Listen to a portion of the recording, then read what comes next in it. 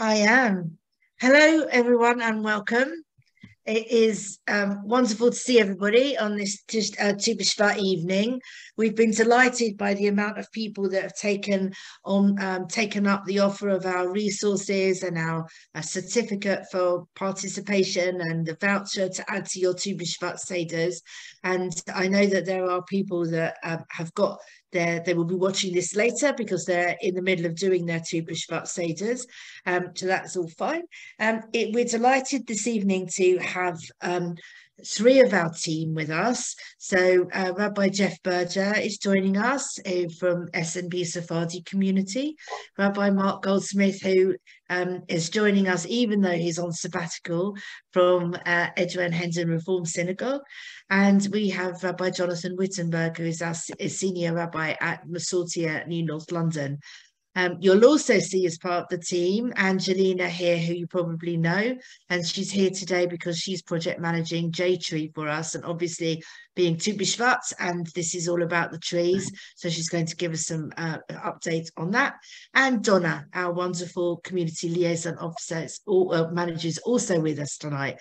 So I'm going to kick off and ask Jonathan. I'm going to ask, first of all, if very briefly we could go around and everybody could just introduce themselves, put the camera on and just say who you are and where you're from, but like a minute. That would be fantastic. So should we start with the lovely Juliet from Potter's Bar? Hello, Juliet. Hi, Andrea. Hello, I'm Juliet Hooker. I'm the chair of Potter's Bar and Brookman's Park United Show. What else would you like to know? No, that's it. We're welcome, Juliet. So I want to make sure that we include everyone and make sure we get to the. So thank you, Juliet. Rochelle, you're next on my screen. Hello. Would you just like to introduce yourself and your community? Hello. Yeah, my name's Rochelle. As you can see, I'm actually to give myself my titles, vice chair of Southgate Progressive Synagogue. I'm also the chair of education there. Lovely. Welcome, Rochelle. And I can see Rabbi Michael Hilton next up on my screen. Hello. Thank you, Andrea. I'm Rabbi Michael Hilton. I'm Rabbi Emeritus of Kol Chai Eco Synagogue. Yeah, wonderful to have you. And Kathy. Hello. Lovely to see you, Kathy, as always. Introduce yourself. From the Oxford Jewish Congregation and just part of their eco team. Thank you, Kathy. And I can see Deb and Sarah. Hello, how are you? Welcome. Tell us your community. Nice to see you, Andrea. We're from Newcastle Reform Synagogue. Excuse us, we've had a fairly inebriated Tu B'Shvat seder, so we might not be very coherent. Oh, please send us the recipe. Good for you. And Peter, hello. Hello, I'm Peter Gordon from Nottingham, representing Nottingham Liberal Synagogue. Welcome to everybody. Welcome. Lovely to see you. And I'm going to go to Angela now. Are you able to show us put your video on, Angela? Let's see. Briefly. Just to say hi. There you go. Yeah. Hello. Hi, Angela. Hi there. Hi. I'm from EHRS. Good to see you. Lovely to see you and welcome. And Miriam? Hello, I'm Miriam, now living in Oxford. Hello, Peter, who I knew from Leicester. And who's now in Nottingham. It's a whole UK experience, which is fantastic. Thank you. Hello, Miriam. Linda and Colin, hello. Hello. Colin is about to stagger upstairs. We're suffering in the same way as Deb and Sarah, as probably is Gabby as well, because Newcastle have been enjoying theirs. I was at the wrong party, definitely. Leslie, are you there? Or shall I come back to you, Leslie, because you've exited, so I can... Gabby, hello. Hello, also greetings from Newcastle. Great, yes, obviously a fun time had by all at Newcastle today.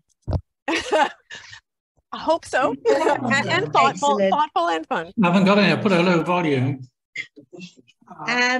Right, Leslie, hello, your screen is on. Would you like to just excuse wait? Hello, Leslie. Hello. Would you like just to tell everybody where you're from? I'm from Edinburgh EHC. Bonnie, Scotland. Good to see you. Bonnie, Scotland. Good to see you. Hag Sameach. Hag Sameach, indeed. And I've got JTree there. Can we have and if Helen, Daniel, JTree and Remy could just put their video on just to say hello, and we can welcome. Hi, Helen. Do you want to introduce yourself quickly for us? Hello, I'm from New North London Synagogue, and I'll just do a quick say hello, everybody. Hello. Yes, we have eaten a lot of fruit. Oh. Hello, Helen. And Daniel. Daniel, can you hear me? Sorry, yes, I can. It's hello. just, I've got you on the television, and it's connected to the laptop, so it's a bit so exciting. I haven't actually ever been on television before. Yeah, there you go. Okay, so we're from Kol Nefesh, Masorti. Good to see you. And JTree.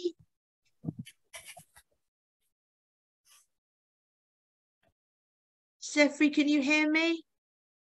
Or Remy? Where's JTree? JTree, hello. Hello, yeah, I'm here. Hi. Okay. Made it.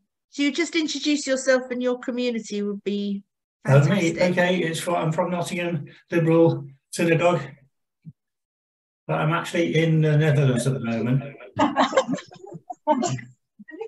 Okay, and I that's fantastic. Thank you, and good to have you with us. And Leslie, haven't missed you, have I? No. Leslie? No. Edinburgh Hebrew Congregation. Good to see you. Good to have Edinburgh with us as always. Leslie and Remy, would you be able to? Yeah. Hi. Hello. Hi, Remy from Colhigh Hatch End. Good to see you, Remy. Thanks for joining us.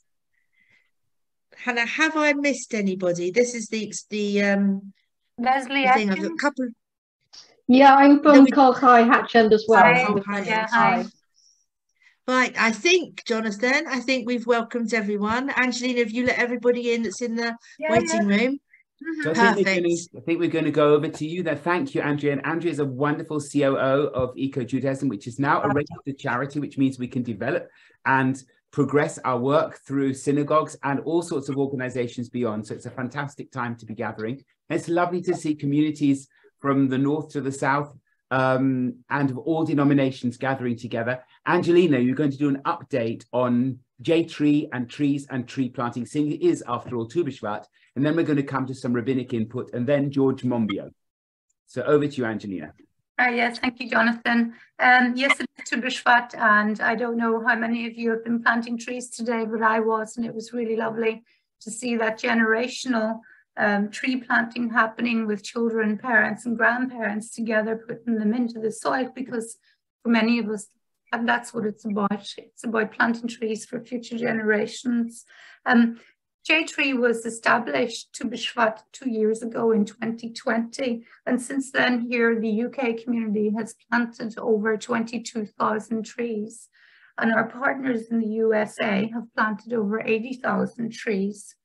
And we're working together in JTree to try and make it a much more global approach and work together.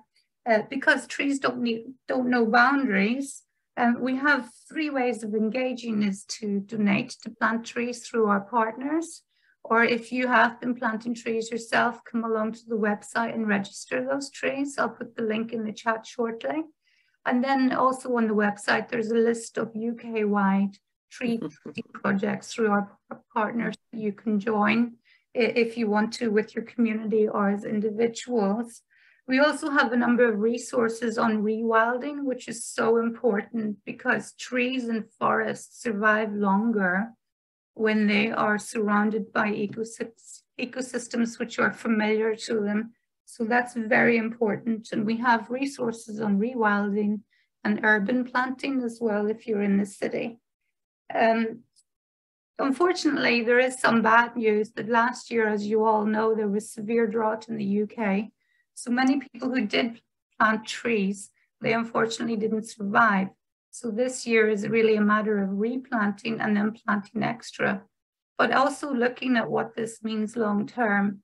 Is it just a matter of putting the tree in the ground, or do we need to look at other ways to adapt to the effects of climate change with rainwater collection, drip irrigation for periods of drought, so that this actually becomes part of tree planting in the future? So it'd be very good to hear from you all. I'll put in an email address if you want to contact us at JTree and the website. And that's just about it for now. And I want to say Hag Sameach. And a big thank you, because you've really taken on this project and developed it. And the plan is to bring the American and the British together, and then to look at other countries who may be interested, which include Canada, Brazil, and elsewhere in the world. Thank you very much, Angelina. We put around a number of questions for people to discuss on Tu B'Shvat, and we don't know whether people actually got to them or whether the drink in some places clearly flowed too heavily for people to be able to answer them in any sort of articulate manner, so it would appear. And we want to know what you did at your Seder so that we can do that next year. But there's going to be 3 of us responding to a question each. And I think the first is going to be Rabbi Mark Goldsmith. And I think what each of us will do is we'll say what question we're responding to. We'll read out the question, and then we'll take a couple of minutes each just on some thoughts on it. And if anybody wants to put in the chat at the same time some thoughts that you had at your Seder on that question, please don't hesitate. Over to you, Rabbi Mark. Thank you very much, Rabbi Jonathan. So my question was this, which is, in terms of the difference that it makes to climate change and the preservation of the environment, does it matter where trees are planted?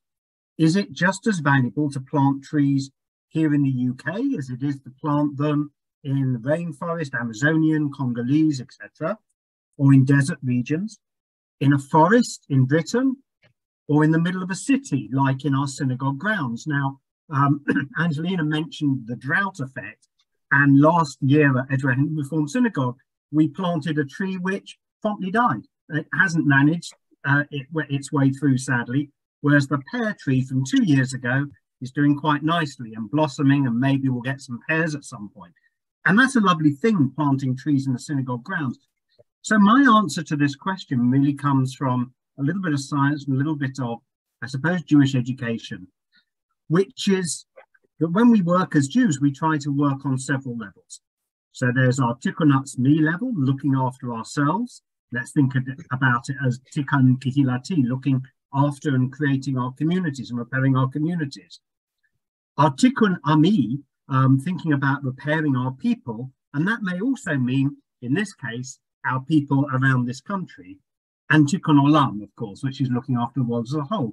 So my response to this would be that actually we've got to work on all 3 levels.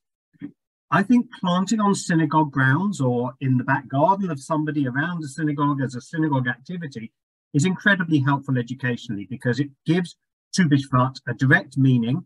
It gives people of all generations something they can watch and see develop, and to learn about the stresses that trees live with.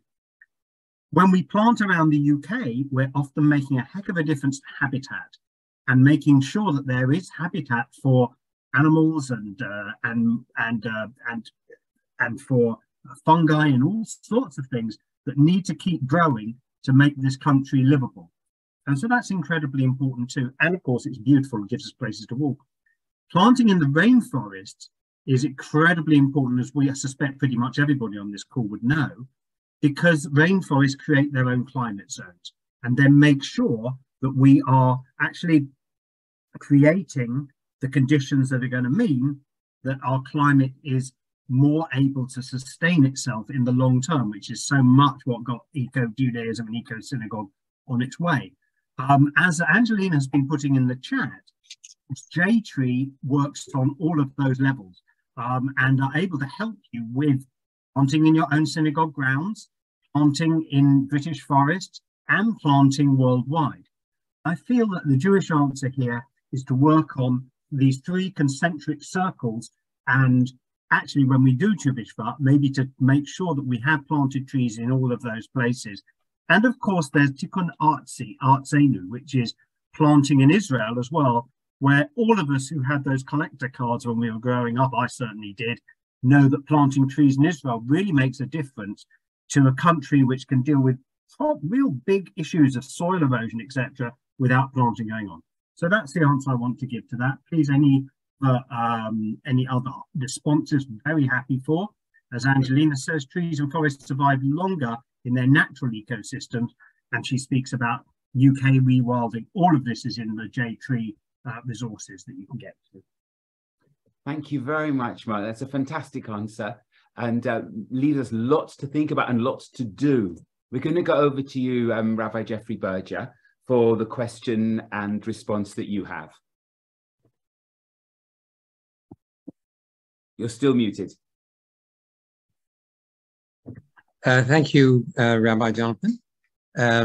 My question is, bear with me just for 1 second.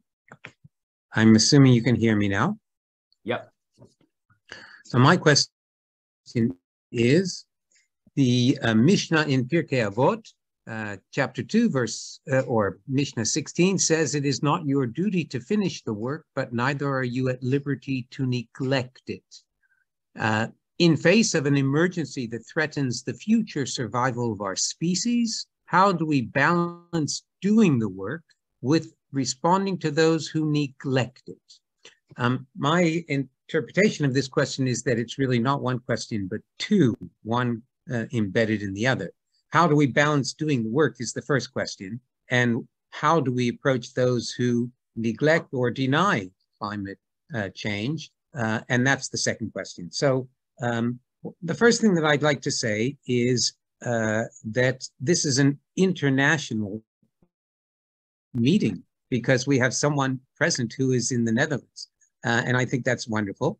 The second thing is that we've had our Tu B'Shvat Seder earlier today, and we had 77 different varieties of things that grow on trees, which was really quite astounding, including a durian and lots of other, sort of unusual things that you wouldn't normally find, soursop and custard apples and whatnot. And there were lots of children who were gorging themselves on fruit. I hope that they don't end up having a stomachache. But in life, we find that we have limited time and limited resources. And so we must work as efficiently as we possibly can. And so I think that there is very little sense in trying to persuade those who are in denial that they need to get on board. I think it's more important for us to work on things that have tangible results that we have some degree of control over. A few examples might be recycling, modifying our behavior. My wife reminds me that, one of those issues is flying less. We could also advocate having fewer children on the planet, but more immediately we could attempt to lower our thermostat in the winter so that we use less fossil fuels to heat our homes. Those are just a few examples. Thank you. Thank you, Rabbi Jeffrey. Thank you. And it's coming to, and when we come to the interview with George Monbiot, he will say the most significant thing we can do is to change our diet, actually, as well, in terms particularly of dairy and meat eating.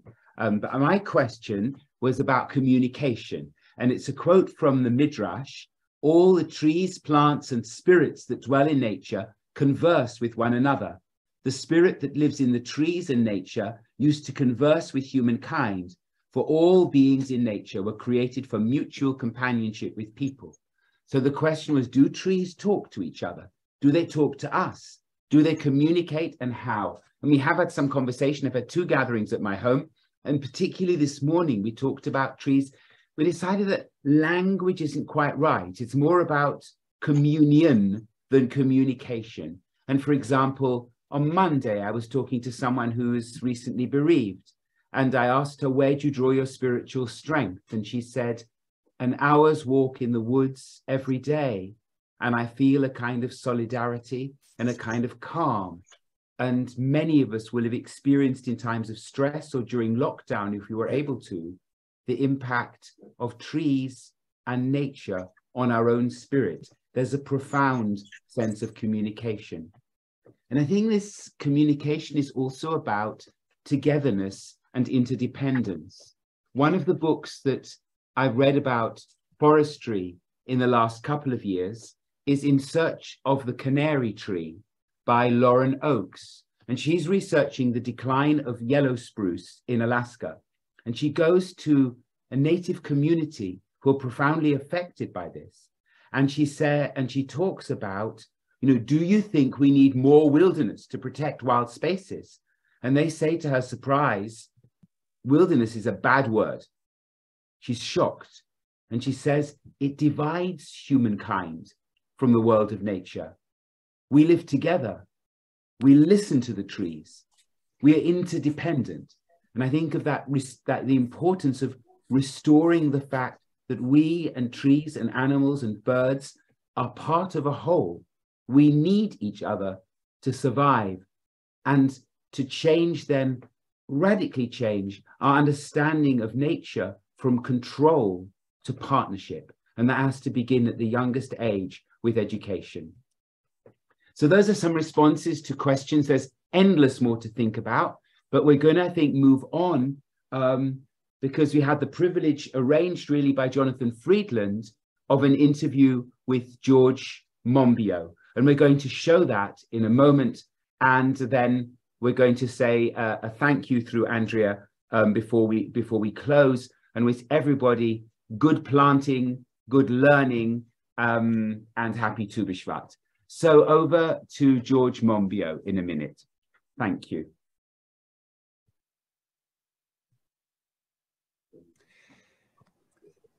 Thank you so much, George Monbiot, for being prepared to join me for EcoJudaism and beyond, and renowned activist, journalist, author of many books, totally passionate about the restoration of our world for the future of humanity and all species. And really, really appreciate your being here.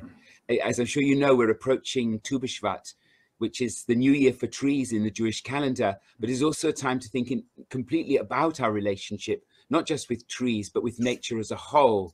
And I was just listening to a tiny fraction of what you've spoken and written, which is very passionate and very moving. I was curious about what motivated you, and you used an expression of the kind of the ecology environment, I think in Latin America, making you feel more alive than ever before. And that made me curious. Mm. Well, I've always been obsessed with the natural world. Even when I was very, very small, apparently I would just follow the birds around with my eyes, and that was where my passion lay. I studied zoology at university, and then I went on to become an investigative journalist concentrating on environmental issues, and that took me well, to quite a few interesting places, to West Papua and Indonesia, and then to Brazil. And it was really Brazil that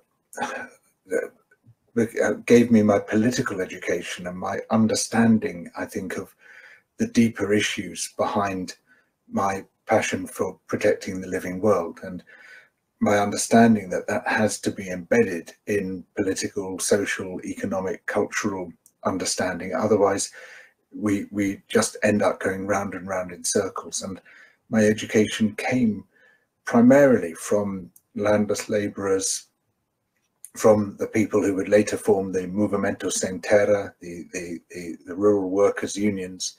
And these were mostly illiterate people, but with a very strong oral political tradition, and they effectively became my tutors.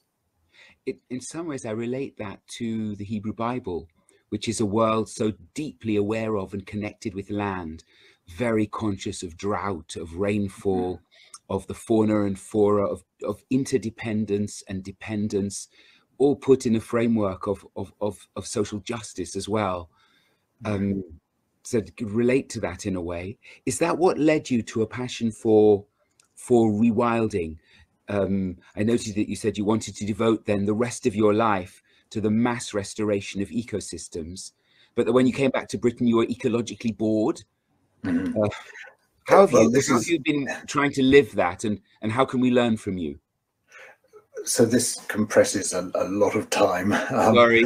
So I was a very young man working in Brazil and elsewhere, and it took me a long time really to see my own country, and it had only really been as a result of spending so many years abroad, but also of just beginning to get to grips with what used to live here, what could live here, what does live here, and the amazing, terrible mess we've made of this of this country, the United Kingdom, and how depleted in nature we are. It wasn't really until I was living in Wales, in mid Wales, which was supposed to be a wild place. I was between Snowdonia and the Cambrian Mountains, and yet when I walked in almost any direction, you could walk all day long without seeing another human being, but also without seeing any wildlife. You know, literally a whole day you might see 2 crows, possibly a pipit if you were lucky. Is that what led you to create the word sheepwrecked and yes. Grouse trashed? Yes, well, that's exactly it. That, you know, it was almost empty of people, but the sheep are a kind of fully automated system of environmental destruction, because they selectively browse out tree seedlings and a whole range of other species which are highly nutritious, and leave behind just 1 or 2 species of coarse grasses, which then come to dominate the ecosystem, and nothing else can live there. And most of our uplands, which should be very rich ecosystems, have almost no wildlife at all. So where I live now in the southwest of England, Dartmoor, for instance, should be covered in temperate rainforest, but it's really a wet desert of which is dominated by 1 species of grass. And sorry, carry on. I want to plug for people to see your TED talk about the reintroduction of wolves and their effect on Yellowstone National Park. It's extraordinary and beautifully expressed. But I want to say I've just read Guy Shrubsole's The Lost Rainforests of Britain, which are a marvelous book. Isn't it great? Yes, yes. And a guy lives in the same village as me, as it happens. Oh, really? Yeah, and we're both passionately concerned with what's happening around here. And you know, he's done a great job of putting this most neglected of our ecosystems back on the map. What I mean, I suppose it'll move towards. I want to ask you something, a further dimension first, but it'll move towards very important. What it is that we can do, and perhaps what it is we mustn't do, and what it is that we can do. And I watched a YouTube with you about, well, I think, I'm not sure if it's your most recent book, Regenesis, which of course has a biblical echo of Genesis being the unfolding of creation with its richness, its diversity, and its beauty, and then our destruction of that, and the need to sort of and you focus very much there on farming. What must we not do? And then I'm going to ask you, what must we yes do? So sure. So of course we valorize, we celebrate farming, and we all depend on farming. But it's also the worst thing we've ever done to the planet. It's by far and away the biggest cause of habitat destruction, of wildlife loss, of species loss, of land use, of water use, of soil degradation. One of the greatest causes of climate breakdown, of water pollution, of air pollution. And yet we've created a kind of moral force field around it, so that we don't subject it to the same standards that we might subject any other industry.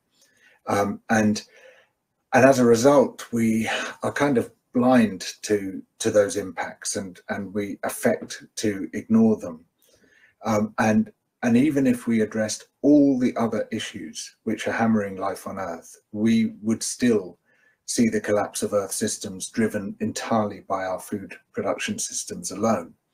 So we have to address those, and we have to make farming both more productive in terms of how we farm and what we do, but also reducing its impacts at the same time. And this is a very challenging thing. One major aspect of this is moving away from an animal-based diet towards a plant-based diet, which has a far lighter footprint. No, thanks. And it's interesting that when I look at the world of the Bible, which Judaism permits meat eating, it would appear that it was a rare luxury and not a regularly consumed project, but a product. But no, that's also something, just again to say to people, find that and listen to that. It's very, very stirring.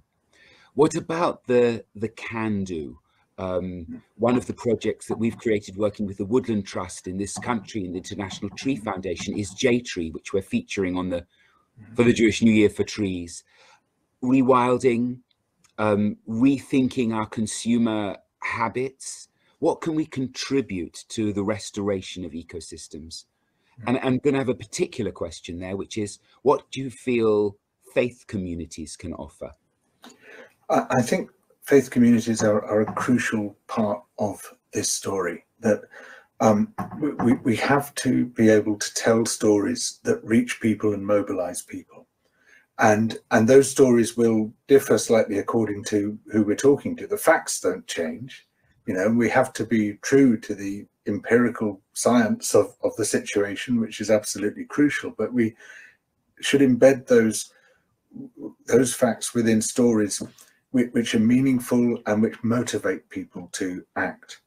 And as you've been saying, that there are plenty of religious stories which we can draw on and build on and refer to in trying to reach communities who might not yet be switched on to some of the issues that we're talking about. But we should also be mindful of the fact that both religious and political transformations throughout history have taken place with the help of very strong, powerful narratives. And as environmentalists, we have neglected that narrative role. We've neglected the importance of narrative. And I think we have a great deal to learn from religious traditions in how to motivate people, in how to encourage people to come together and fight for a better world. I appreciate that. And it sets me thinking of how best to use narrative to motivate people within our religious traditions.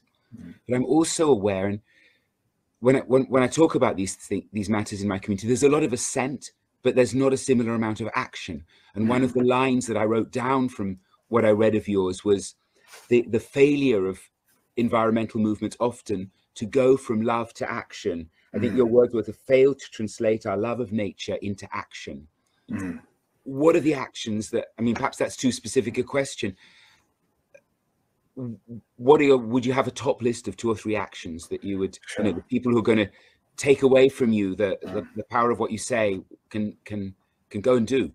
Sure. So just to fill out that thought a little bit, in the UK, we are absolutely obsessed with wildlife programs. We have 8 million members of conservation groups, and yet we have one of the most nature depleted countries on earth. And so there's this massive disconnect between what we love and what we do. And part of that is, a general political disconnection where we are less prepared to act than we should be on a whole range of issues, social and economic and political, as well as environmental. And one of the drivers of that, I think, is the way we've been atomized and ruled. We've suffered from the extreme individuation really thrust upon us by successive governments who they don't want us to come together to change things, because that is a threat to political power. So what we need to do is to come together to change things.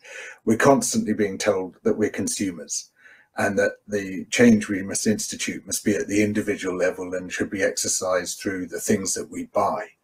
But we are very weak as consumers, and we can make very little difference as consumers. In fact, the most powerful thing you can do as a consumer is not to consume, but that gives you no power over the system as a whole. It gives you no power over what anybody else is doing. We're far more powerful as citizens, and that's how we should see ourselves. And we should come together and act collectively in pursuit of well-articulated aims. And of course, as soon as you do that, then you realize why power is afraid, and you know, you start to recognize the extraordinary power of people coming together, and that power is enhanced by the knowledge that society, being a complex system, has got tipping points. And we now know pretty clearly where those tipping points are. It's roughly 25%. If you have 25% of people committed to a new idea, it's very hard for anyone to stop that new idea from happening. And one of the things, we don't have to persuade everyone, you know, we just have to persuade a quarter of the population, and then other people fall into line because they perceive that the social wind has changed. And one of the things which is I'm hearing is so powerful, the Jewish community in this country is really quite small, but working together with other faiths, which we do in environment, there's a feeling of a much, much stronger case, and a moral and communal case. Just the great, well, just to add to that, if I may, Jonathan, you know, the great thing is, you know, you've already got the community. You've already got a circle of like-minded people, and that gives you a sort of powerful head start over those of us who live effectively in atomized communities. And so this is another reason why religious communities can be a big part of the change that we need to see. I'm very keen to hear and learn much more from you than this time will allow, but I want to conclude with just seeing it's the new year for trees and the birthday of trees traditionally, a line about trees. I don't know whether it's something you love about trees or something you think is urgent about trees. Let's finish with something in praise of trees. Yeah, so I want to praise dead trees, because when we think about trees, we think about live trees, and live trees are wonderful, but so are dead trees. And there's an old ecologist dictum that there's more life in a dead tree than there is in a living one. And that's because at every stage of decay, you get a whole different assemblage of wild animals and fungi and all sorts of other kingdoms making use of that decay and eating different parts of the tree and eating each other. And then at the next stage, they're replaced by a whole load of others. And that tree in dying gives life to an entire ecosystem, and then gives life to the trees that follow. And we're far too tidy-minded, I think, in this country. You know, a tree dies, or we've got to cut it down and remove it, or it falls to the forest floor, we've got to cut it up and take it away. But in doing so, you're cutting off a major part of the ecosystem. We want old decaying things, and perhaps I'm particularly interested in this because I've just passed my 60th birthday, but we need younger than me. but you know, we want old things full of holes and with lots of different stages of decay going on at the same time, and so trees bring life through death, and that's one of the extraordinary aspects of them that I love. There's a line in Job that there is hope for the tree, but because it's got the capacity to regenerate from being cut down. But maybe it's more than that. It generates new life even when it dies, and that life in turn brings more life. Yeah. Thank you so much. It's such a privilege. We'll take what you say to heart and hopefully can turn it into both the love of the world and action. Thank you very, very much indeed. Thanks very much, Jonathan. Really great to talk to you. Thank you. It's a really great privilege to meet you. Thank you.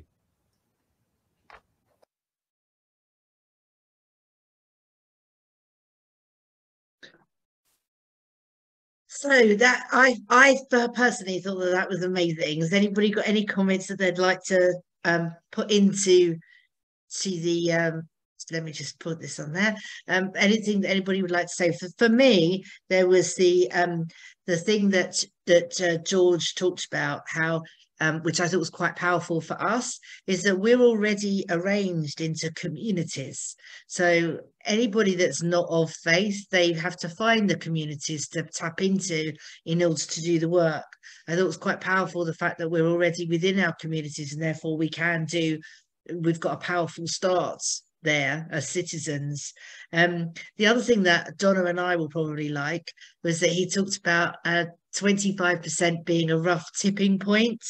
So Donna is the one who goes out and looks at our communities and tries to encourage them to join. So she'll be very heartened by the fact that instead of me telling her to go after 100% of our communities, she actually only has to get 25%. So she'll like that one, won't you? So I thought that was very interesting. There was, is there anything that anybody would like to say about that specifically, either in the chat or generally?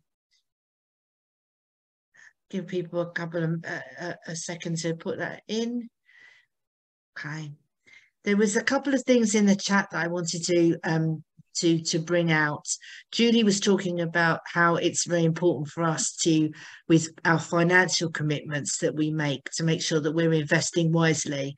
And that is something that we've covered before. There's some resources on the website about that, which is useful to see.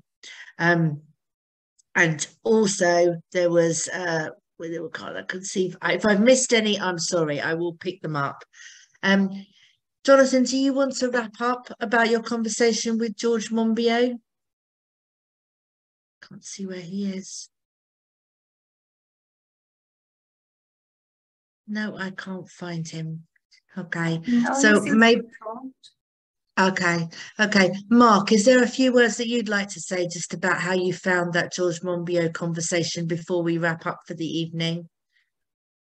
There's something very special, I think, for us at EcoJudaism, hearing from experts really looking at the issues that matter to us as we are, and then we can take that into ourselves. And I think finding experts such as George Monbiot to be able to speak with is very special for us. And I would encourage anybody who's on this call who knows somebody who has a story to tell, has a perspective on the environment that we could bring into later events.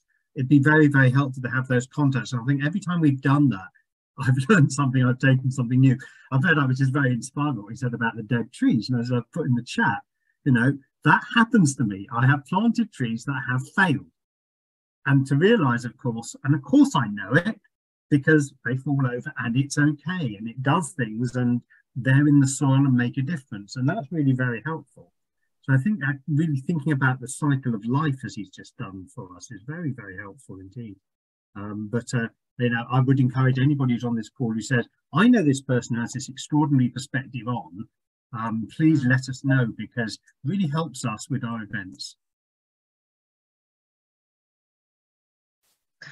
Thank you for that. And Julie's just put in the chat there about planting a tree every day, which is something maybe that Angelina can look into, collaborating on that. Yeah, so that thing about the dead trees was interesting to me, because it sounds so weird, doesn't it? We're so programmed to plant live trees and where we are. So that was very interesting. Okay, so I am going to take Mark's plea and to everybody, if you do know people that have got an interesting perspective that other people would like to hear, please pass them in my direction. You all know where I am, and it would be it would be good to share those thoughts with other people. I am going to there's some lovely things going on in the chat, which you can all see, so I don't need to repeat them. I am going to thank you all. I hope that you enjoyed. Okay, just answering Kathy very quickly. We do work with Eco Church, Jonathan specifically with the heads of Eco Church. I don't know whether it's got into actual active specifics, because the EcoJudaism project at present, we're concentrating on what we can do internally, and we come together externally for certain things, but we need to make sure that we're focused on the project at the moment, as we're very small, is focusing on what we're doing in our own community spaces. As we grow, then please God, we'll have the capacity to kind of look at what other people are doing in certain areas and see if that's something that would suit us or would benefit for us to join in with. So I'm going to say thank you very much. Thank you to our rabbis for joining in. Thank you to you all for coming. It was lovely as always to see you all, and I will see you all at the next Eco Teams event, which we have. I think the next one is in April, so that will come out to you. It's always good to see you there, and I wish you all happy Tu B'Shvat Sameach, and good night.